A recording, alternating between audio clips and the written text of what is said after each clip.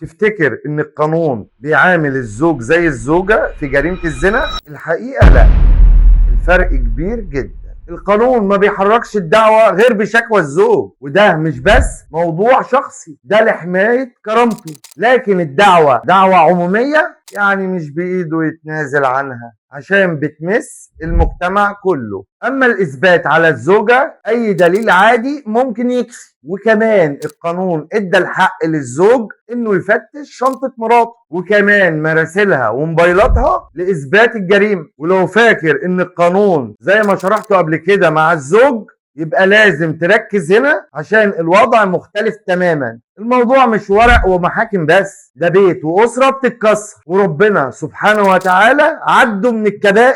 انت شايف ان ده عدل ولا تمييز ضد الست؟ سيب رأيك في الكومنتات وما تنساش تتابعني عشان افهمك القانون ببساطة.